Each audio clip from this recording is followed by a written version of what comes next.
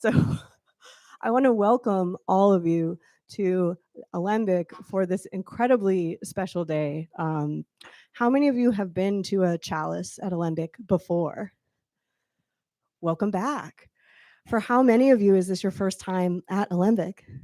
Welcome. We're so glad you're here. Of those of you in the room, this is the last time you'll have to raise your hand, I promise. How many of you know what an alembic is? Of those raising your hands, how many of you know what an alembic is because I told you what one is? Wonderful. So for those of you who don't know, an alembic is an alchemical vessel for transformation. Alchemy, as many of you know, dates from a time when magic and spiritual practice and science were not different things. They're all one thing. And the alchemists believed that the substance you put into an alembic wouldn't transform unless you set up conditions in the world correctly and you set up conditions in your mind correctly. So an alembic is a place where mind and matter meet to transform. And that's our aspiration for this space. We're a nonprofit. We've been here for about 2 years. And during those 2 years, we've hosted classes, events, and workshops all around the areas of meditation and movement, neuroscience and scientific inquiry in general, and as all of you know, psychedelics and psychedelic culture. And we're coming from a place in the kind of realm of the psychedelic world, which has gotten weirder and weirder over the last few years. The Chalice in particular, the event that you're at, is coming from a place that is on the end of the psychedelic humanities. So we represent the nebulous, weird, poetic, unexplainable end of the psychedelic spectrum. And we are particularly interested in listening to voices that have been traversing these weird worlds for a long time. And to that end, I just have to say, as a woman who's been in this space for a long time, I'm thrilled. I'm so thrilled to welcome Susanne and to welcome back Maria tonight to talk about Susi Ramstein. I won't tell the whole story, but the short version is that most of my exploratory times, a lot of that time I was the only woman in the room. For whatever reason, it was just a much more male-dominated space back when I was doing a lot of this inquiry. I was also like a neuroscientist, and I was often the only woman in those rooms too. And getting connected in with this community has felt like finding the others on like a whole deeper level. And I'm just absolutely delighted to welcome all of you. And to you both, thank you so much for being here. I'm thrilled you're here. We've got a great night in store. So I will tell you, logistics. I always forget the logistics. Feel free to take care of your needs. So if you have to go to the bathroom, you don't have to ask permission. You could just go. The bathrooms are down the hall to the right. There's water and tea outside. You can have tea in here, but you can't kick over your tea. Those are the rules. So, or someone else's tea. No drop kicking the tea. So be mindful of your feet. You can have tea in here. This first part will go for about 50, 60 minutes, around there.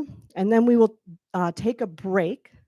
During that break, the live stream, which is happening now, hello, internet, the live stream will end. And then we will convene back in the room for a Q&A that is not live streamed. So if you don't want your question beaming out to the entire internet, you can hold it for the Q&A portion. And then after the Q&A ends, we'll have some snacks and drinks out in the lobby, and you're welcome to stay and lounge, talk to the other, and I say this with great affection, the other weirdos who are here with you and all of us. Does anyone have any questions, just logistics-wise, about how the night's gonna go before we start? Okay. We might just want to let everyone know that we are filming in service to the WGC to capture today's event. If anyone feels worried that their image is being captured, please speak with me and I'll make sure that it's nowhere in the film. And in terms of the live stream, if their voice doesn't go through the microphone, it doesn't go out onto the internet. So, but if you're going to tell a tripping story, save it for after the live stream stops. Okay, so without further ado, please join me in welcoming Susanne and Maria.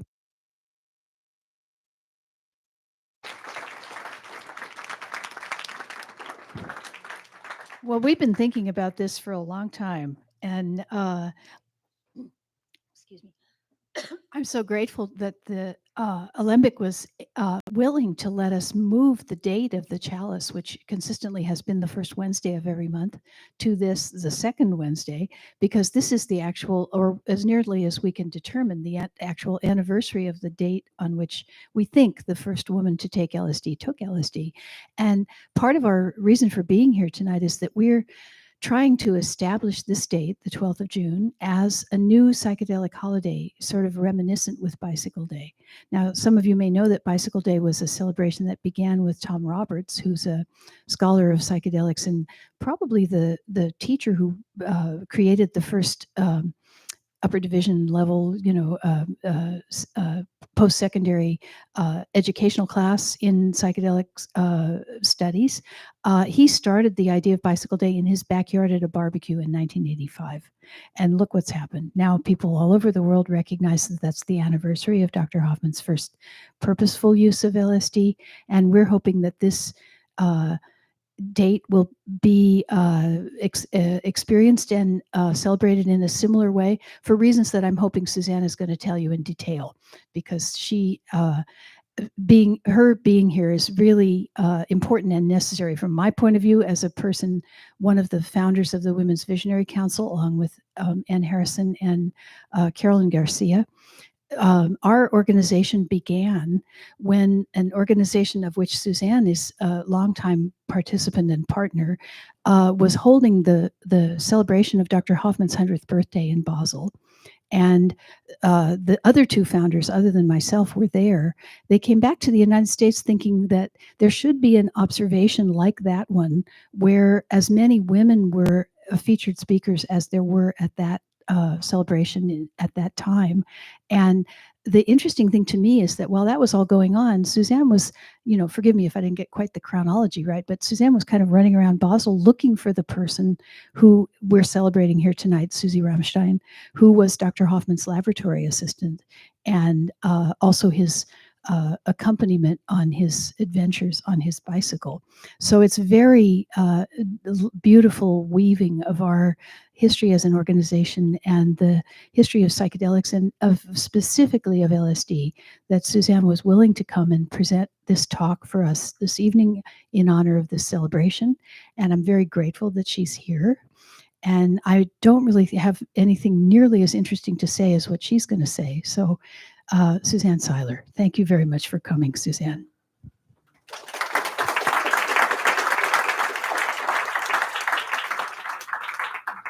Let's see whether this works. I think you can all hear me. I turned on my mic. So thank you very much for being here. I'm very happy to be here myself. The second time I'm at the Alembic. I was here last fall talking about a little bit of this. This time I've been asked to start out with my own story a little, how I came to do all this, and I've prepared a little overview for you. In 1978, a man called Dieter Hagenbach started a publishing company called Sphinx. He also started a magazine, and he published everybody who had a name in psychedelia almost. He had Timothy Leary, John Lilly. He did True Hallucinations by Terence McKenna. He did books by Alan Watts. He did, but also by Gurdjieff, Uspensky, Alexandra David Neal. It's a long list, but you get the picture. And I picked up his magazine one day outside of a bookstore in southern Switzerland where I was living at the time. I had already read Cosmic Trigger because Robert Anton Wilson was also very prominently featured in our publishing house. And I wrote Dieter a letter asking if he could use an English translator. And he sent me Timothy Leary's Game of Life to translate, and that's how we met. And much to my surprise, the first time he met, he offered me his magazine. I didn't have much journalistic experience. I couldn't believe my luck. I also fell in love, and we became a couple. And I got involved in all this, but I have to tell you, I worked for the Dane Commission in Canada already, the first commission worldwide of inquiry into the non-medical use of drugs in 1970, 1969. I was a hippie. I left Switzerland when I was 20 because it was so very narrow there.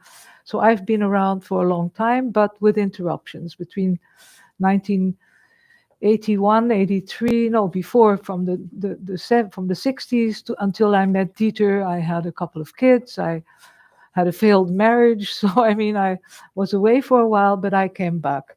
And now I want to tell you what else they did, if I can see it. Yes, so Gaia Media was established after Sphinx Verlag went out of business. It went out of business because its main shareholder went broke. And Dieter became a book agent after that and represented all of his authors as they suggested. And in 1993, for his 50th birthday, he gave himself the present of this Gaia Media Foundation. And it published a newsletter of which I am the editor today. The newsletter is in English and in German. It comes out once a month. For those who are interested, there'll be a QR code. You can take a picture, you can write, you can look at what we're doing. And I hope many of you will, because of course I'm always keen on finding more subscribers. In 2006, Gaia Media held the conference that Maria just mentioned for Albert Hofmann's 100th birthday. The conference was called LSD, Problem Drug and Wonder Child. It was an amazing conference. 2,000 people showed up from 32 countries. 200 journalists came from all over the world. All of a sudden, people showed that also the press, that there was a huge interest in psychedelics. Actually, this conference covered every subject that you can possibly imagine having to do with psychedelics. Everybody was there, except, like Maria, I wasn't so pleased there weren't enough women. I worked there as a translator. I translated Alex Ray. I saw it from up close. It was a marvelous event, but I'm very happy that Maria and her friends founded the WVC, and this is why I'm here today. So what else have I got?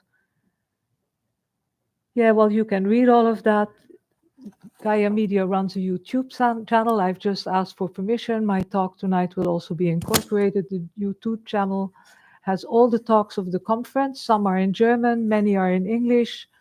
If you want to check it out, there's a wealth of material there. Then, what else have we got? Yeah, I have the folders here. They're back here. I'll bring them out. You can take one if you like. And we can move on to showing you what the Gaia Media Lounge looks like nowadays. Well, we've since made a bit of progress. We don't have all these post-its there anymore. We've actually written it down. Well, we did it like that so we could move the books around. We have around 4,000 books. They're not all about psychedelics, like I like to say. They represent a choice of topics, everything that an entire generation was interested in, our generation.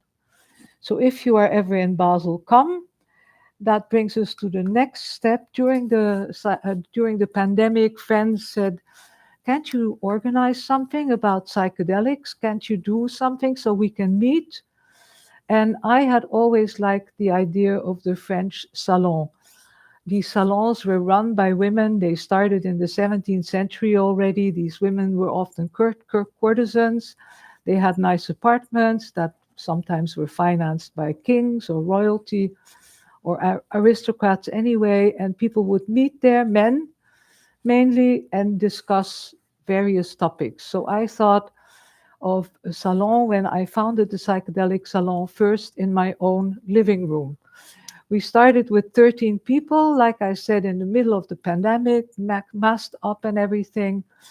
And we continued meeting once a month from December 2020 to April 21, when we opened the first salon in Basel. And then by the time the summer came around, 2021, my home was bursting out of its seams. You know, there were like 25, 27 people. I have a fairly large living room, but it became tedious. I had to move everything every time. And I asked Cabaret Voltaire, which was my place of dreams, whether I could do it there. Many of you may know that Cabaret Voltaire is the birthplace of the Dada art movement. It was founded there in 1906. It was there briefly before moving to Paris and essentially turning into surrealism. And this is a picture. Oh yeah, maybe I look at this because if not, I'll forget half. So as it says here, we listen to lectures, we watch movies, we receive guests, and we also discuss, and we do it the same as you're doing here this evening. We Zoom, but then when we do questions and answers, we turn the Zoom off. So it's more private. Recently, my partner, Luisa, has created this form called peer-to-peer, as I like to say, to pee or not to pee, psychedelics, which also takes place once a month. And other than that, at these evenings, we always leave plenty of time, just like you do here, so people can socialize, befriend each other. And if you want to watch it, it's at 11 o'clock your time when this takes place. And we're working on a website.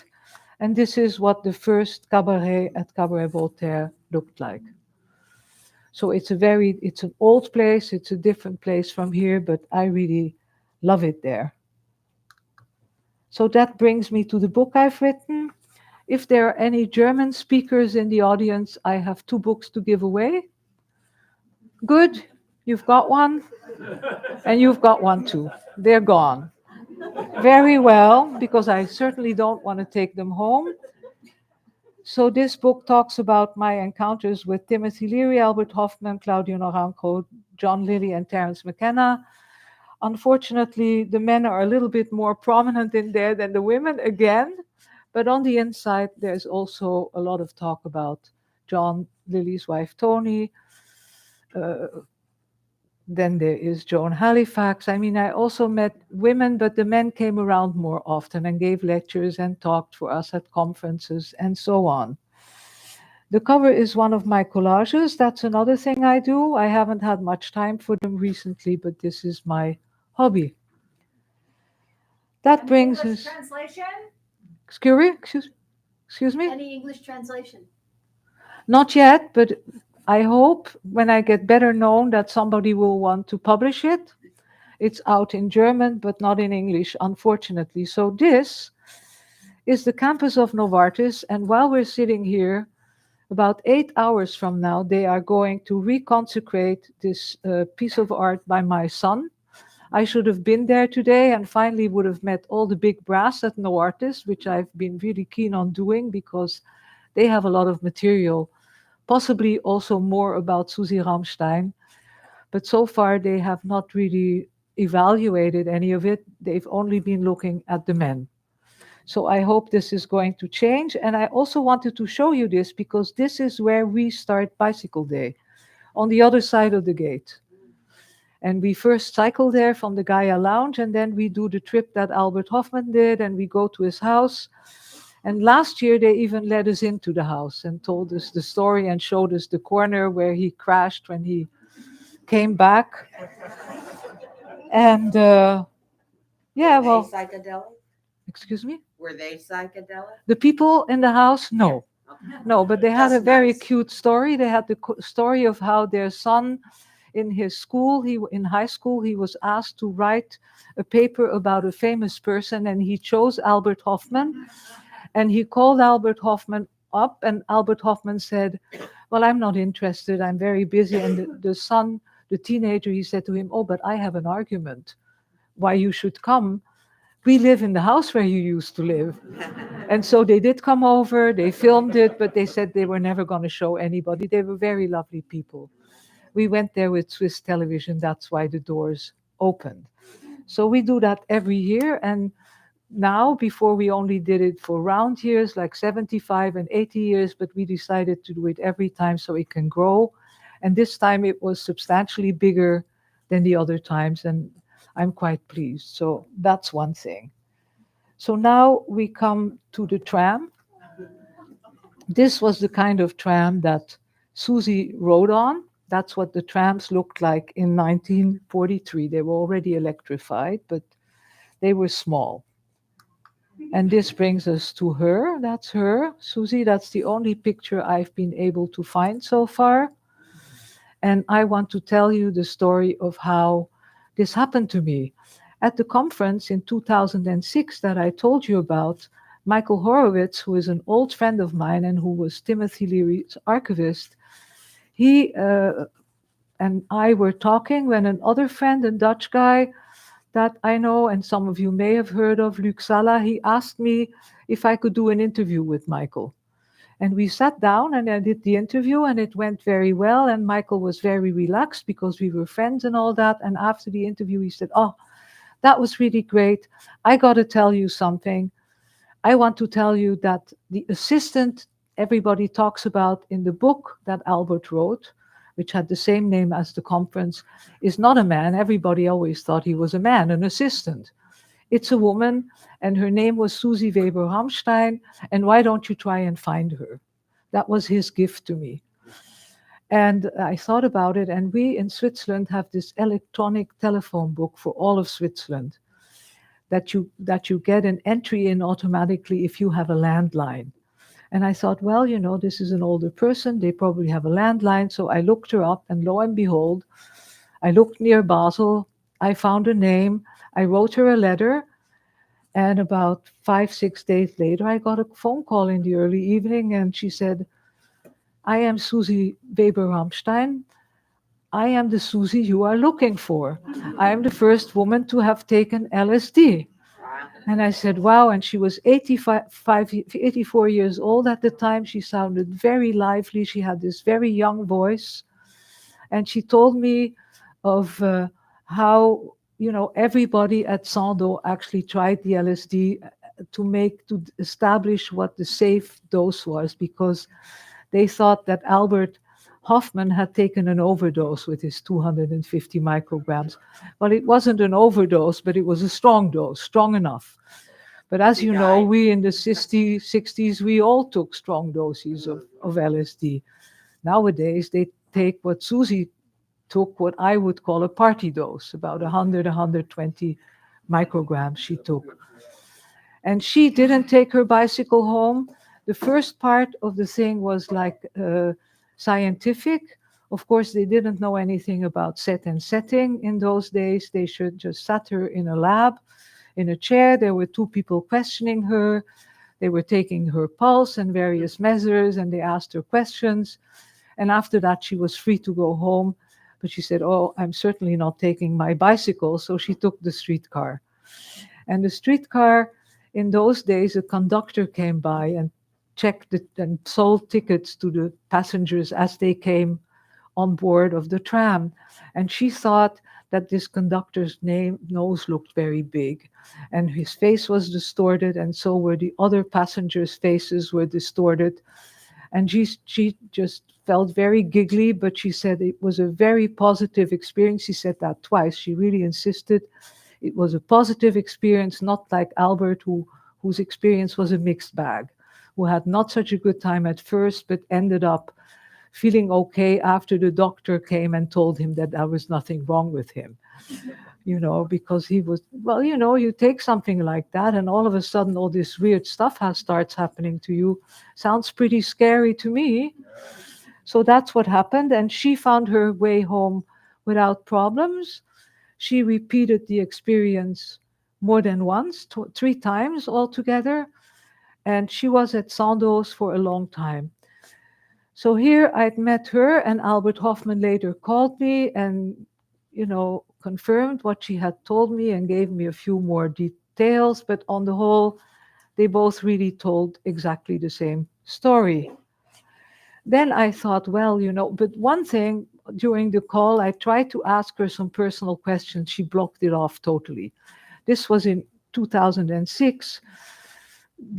The reputation of LSD hadn't undergone the kind of transformation that's slowly happening now. People from good families, especially, they didn't want to see their name in the paper. They wanted nothing to do with it. She didn't tell me anything personal, but I assumed there was this famous optician in Basel, Ramstein Opticals, and I assumed that that's whose daughter she was. It was a company that had been in business for 3 generations. So I didn't do anything after this for a while, and Susi Ramstein died the following year. They all died. First Anita Hofmann, then her, and then in the spring also Albert, and they were all gone. And then after a while, when I was writing my book, I tried to find out more about her. And I did the same thing. I went to the electronic phone book again, and I found 15 people named Ramstein. And I wrote them each a little letter, the same letter. Is this person maybe a relative of yours? And again, after a while, this man, George Ramstein, called me up and said, well, I did know her, but I never met her. She was a relative. We're all relatives, but we're a huge family, and we are a historical family. And that brings me to my next slide. This was their first castle. They came to Switzerland, the Ramsteins, in the 11th or 12th century. They built their first castle, and they were beholden to the Habsburgs. The Habsburgs were essentially robber barons. They all were, you know how it was. They took taxes for protection. They were a medieval mafia, you might say. And they built the first castle. They did well for quite a while, but nowadays, all that's left. Oh no, here's first their family crest. You can see what they did is fight and ride horses. That was their trip.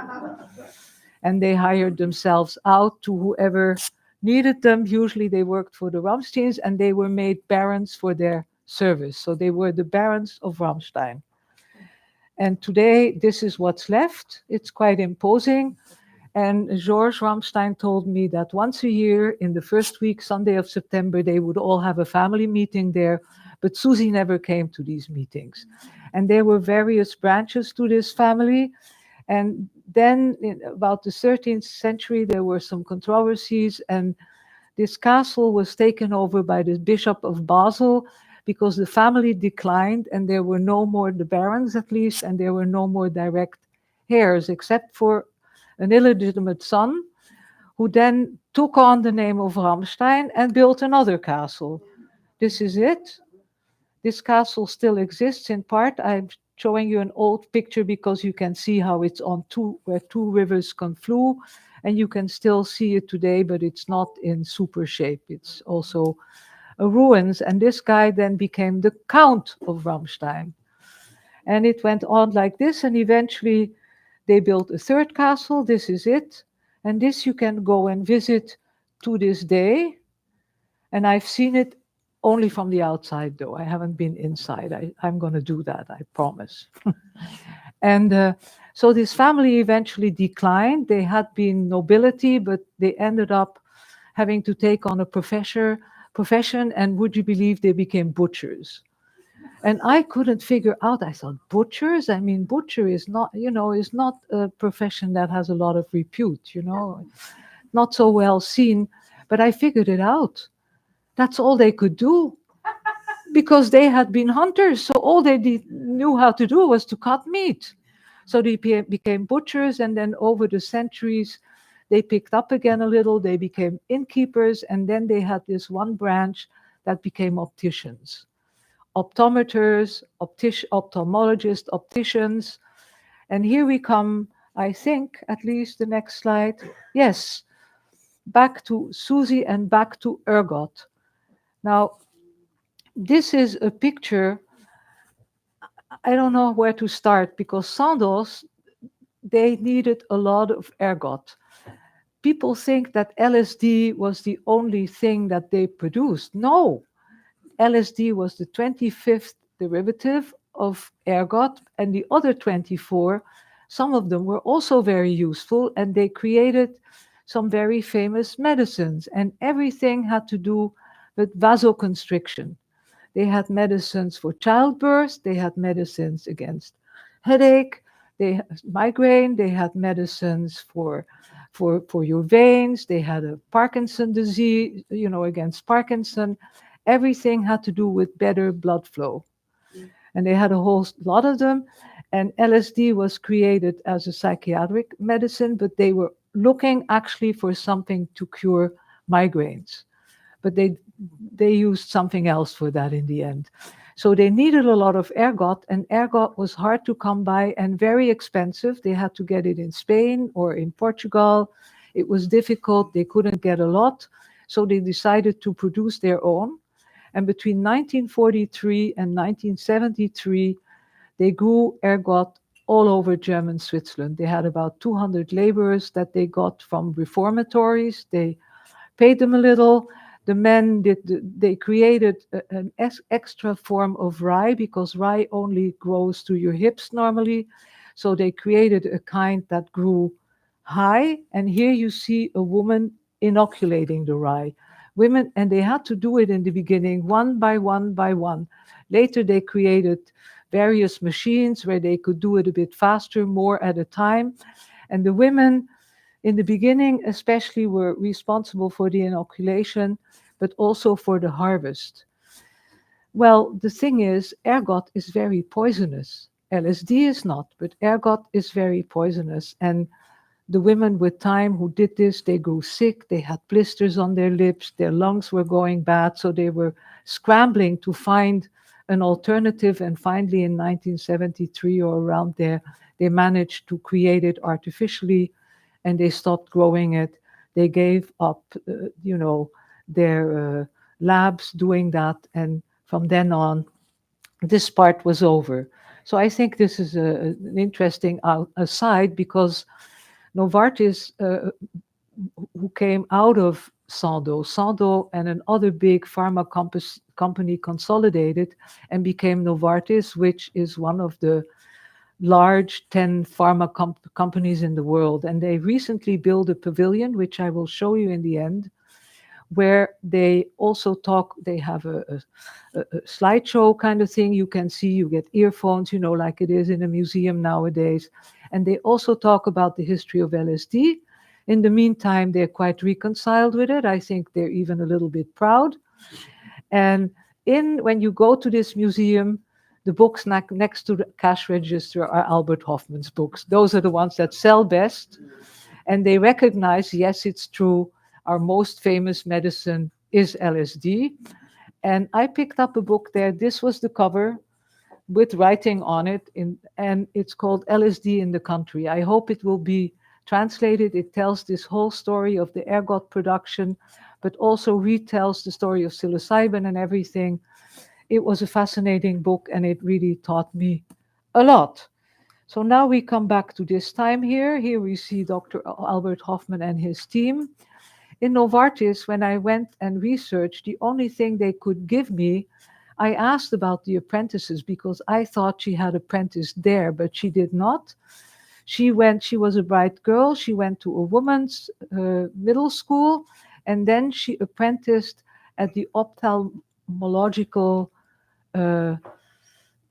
hospital in Basel. So there's a connection between her family and her apprenticing as a lab assistant there.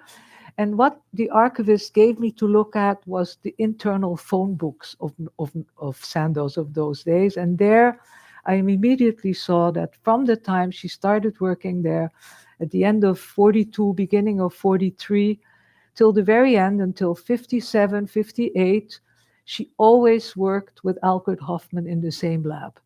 They were together all of those years professionally. They were a team. But what happened in 1943, everything sort of ground to a halt because of the war. Albert Hofmann had to go to the military. They all had to go, all the men, and the women were left back to produce, and everything was stalled a little, but they still went on producing because, of course, they still needed some of the medicines very badly. So this is around that time when they came back. Albert Hofmann got 2 more assistants, but they were not in the same lab. They had their own lab. These guys were PhDs, but Susi worked with him. And I am sure that while he was gone, she performed a lot of the operations that he would do before, or at least that she did under his supervision. I think that she was a very talented chemist. And also, or he wouldn't have kept her that long, that she did a very good job. So this is the only picture I managed to find of her, and this was all taken the same day. There's also some film material, but I haven't been able to talk them into letting me view what they have. It's hours and hours, you know. So I hope to get to that through my son, who's going to chat them up instead of me while they reopen his piece of art, you know. And this is the last picture I want to show you within that context. That's what what the people would have looked like that she was with when she was on that train ride. So you see, we're talking about very, very different times. And Nice people to have a brim. Yes, la cloche, these heads were called cloche.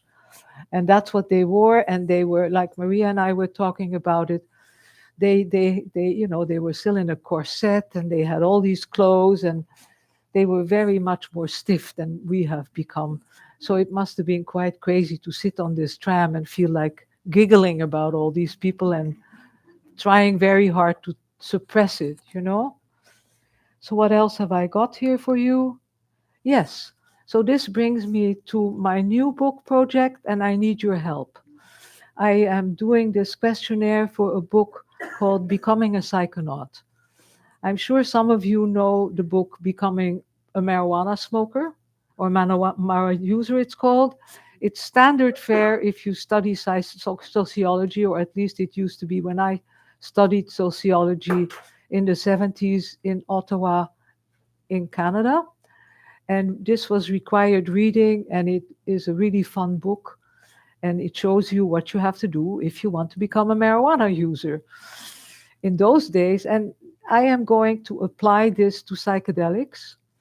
And I've pretty much written it, but I need a bit of quotes. And I've devised this questionnaire. So far, I have 25 answers, but I need more. And I was going to ask you, please, some of you, if you could please participate. I have a code here. I will leave it on the screen later on so that you can all take a picture, because I have a couple more things to show you. So this is what the survey asks. It's anonymous. I don't use your names or anything. I am not going to evaluate because I'm going for 60, which is how many Howard Becker had about the marijuana users, which is not enough to do an evaluation, but it's certainly enough to get some interesting statements. It's a mild psychedelic, marijuana is. Yes, Yeah.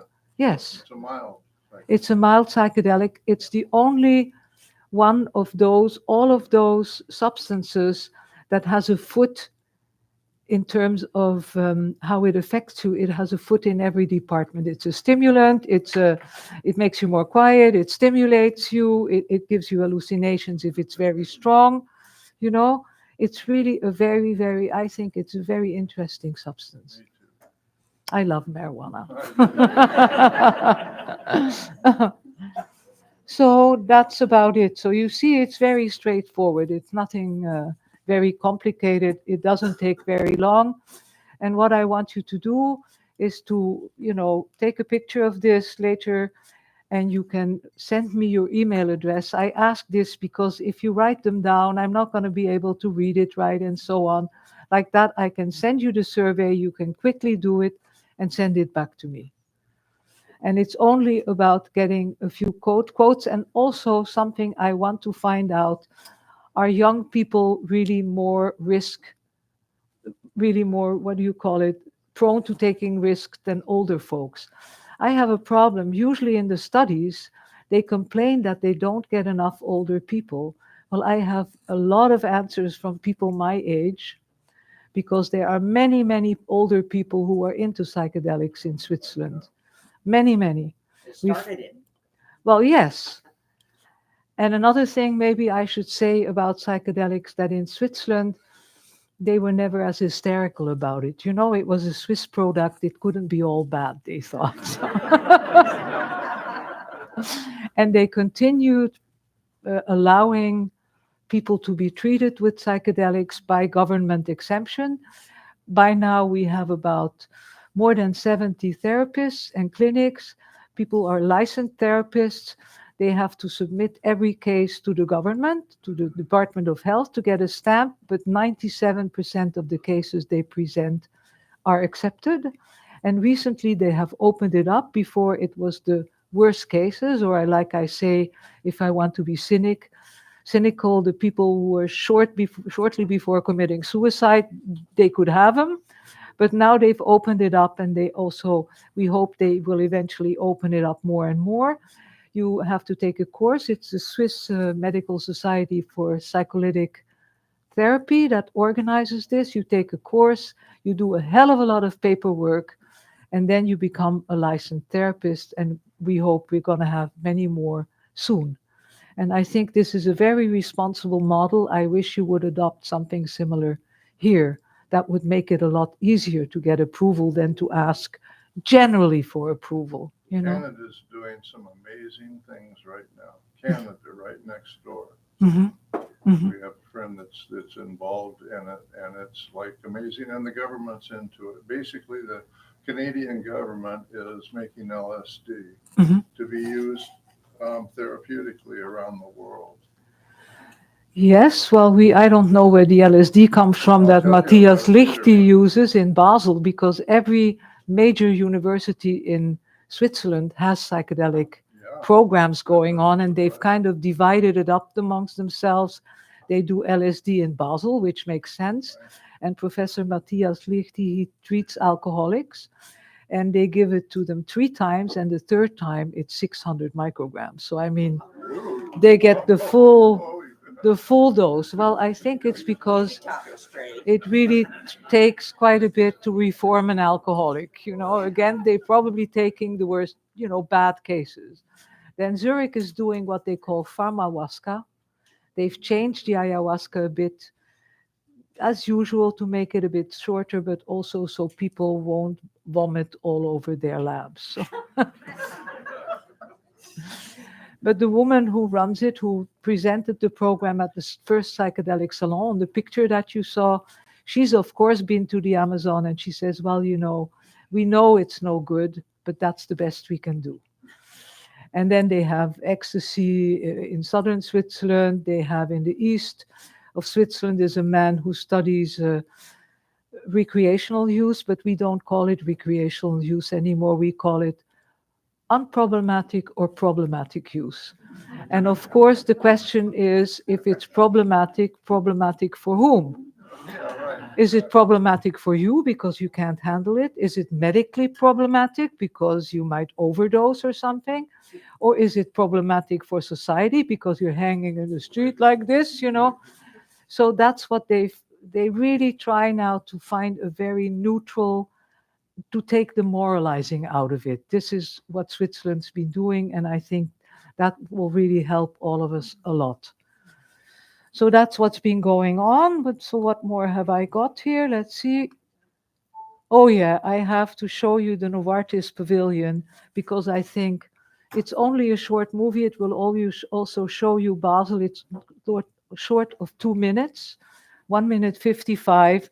And I think it proves that some of the LSD did something to them after all. So I don't know how you guys set this up. Are you going to do this?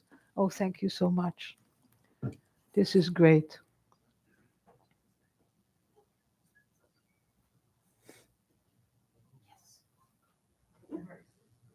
That's the city of Basel where LSD was found.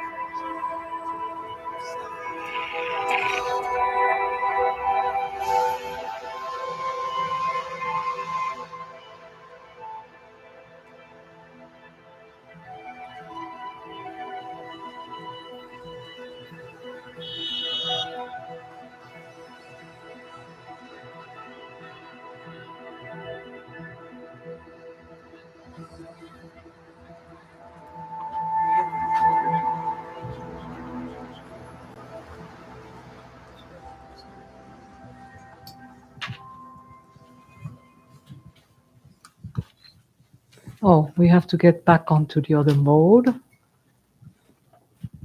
Thank you. I'm such a zero with these things, really. And we come to my last picture, I think, and this is it. Thank you very much, everybody.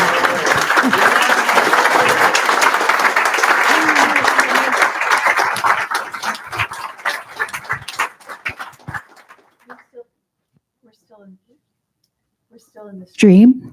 So, we had thought that we would take the second hour, as we do usually when we have a meeting of the Chalice, to give people an opportunity to ask questions of Susanne. And Michael, some of the things that you were saying didn't get into the stream. So anybody who's not on a microphone was not recorded. So if there's anything that needs to come up later, we should be sure that that gets into the mixture.